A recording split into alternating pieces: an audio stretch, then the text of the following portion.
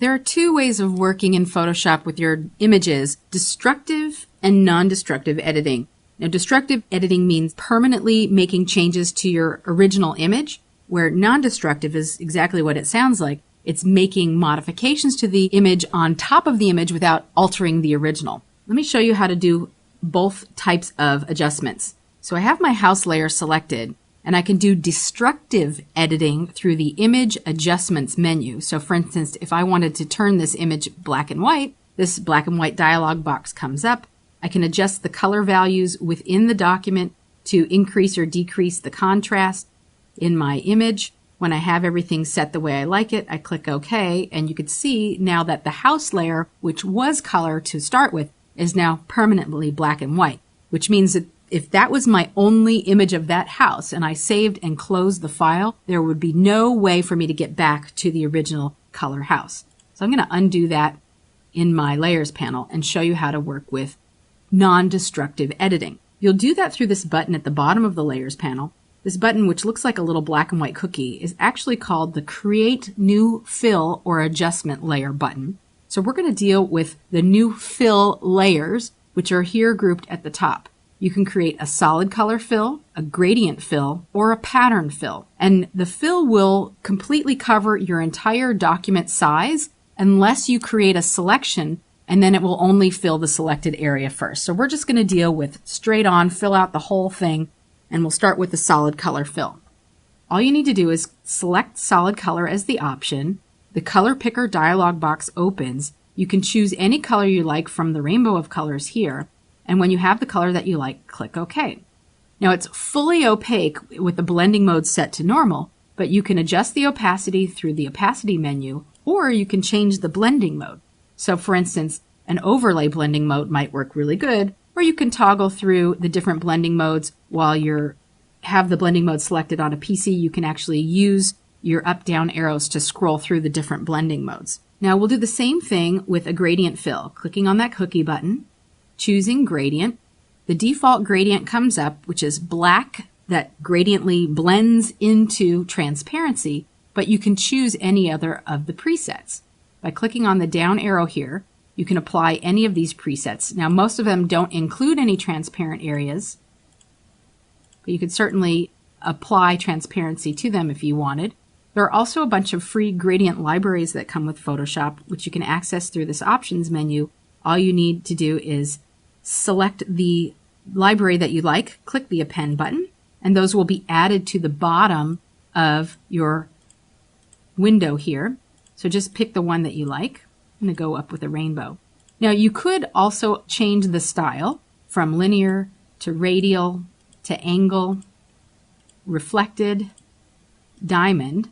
You can change the angle here. So depending on which one you have selected, you can set the angle or just type it in if you happen to know what you want it to be.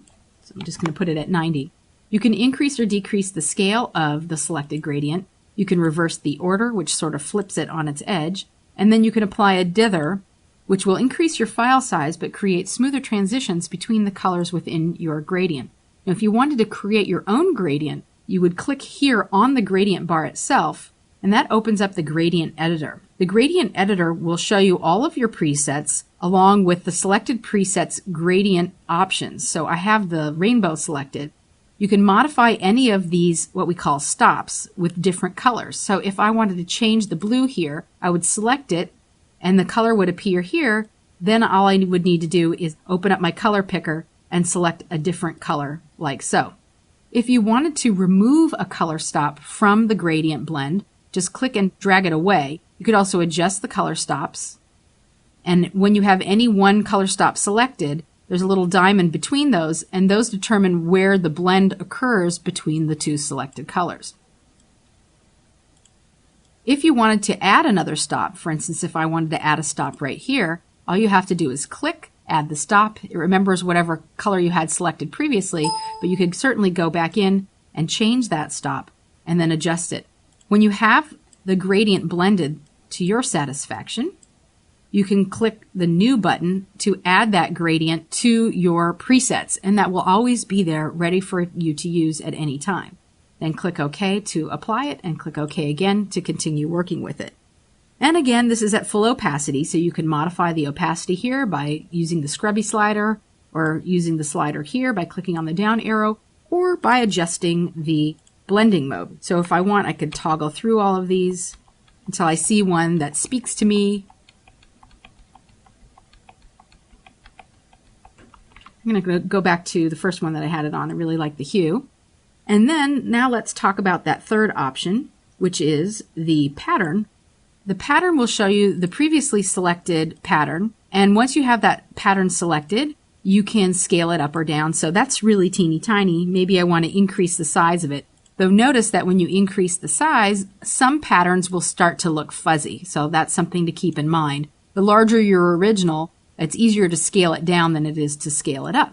You can also change the pattern by clicking the down arrow and then accessing the options menu. There are a bunch of different patterns that you can add to your library here. Just click the append button and those will be added to the bottom of your panel. In fact, if you wanted to create your own pattern, what you do is select any pattern and click OK. I'm going to hide all of these, and then we're going to sample an area from the house, and I'll show you how easy it is to create your own pattern. So I'm going to select an area of the house right here, and with my selection, go to the Edit menu, choose Define Pattern. We'll call this My House. Click OK. Deselect the selection. I'm going to turn everything back on here. Double-click this because all these adjustment and fill layers are infinitely editable. And my save pattern should fall at the very bottom of the library panel. There's my pattern. I can scale it up or down. And click OK. And then I could go in again and adjust my blending mode.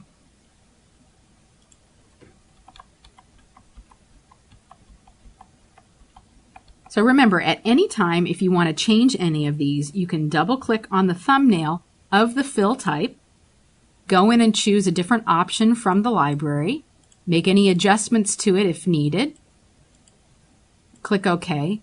And this goes for the image inside of a pattern. This goes for a gradient fill, whichever one you want to select. So maybe I love this one. I just wanted to move that one over a little bit. Click OK. And the color, of course, you can change the color at any time by double clicking. Now, as I said at the start of this will fill the entire contents of your layer unless or until you modify the mask. So for instance, if we really like the effect that's going on with the combination of these three layers, we like it on the house, but we don't really like it on the sky, we can select the mask of any one of these fill layers and then make some changes to the mask. White means that the entire area is revealing that fill layer. So we would use our paintbrush to paint. White will reveal, but black will hide.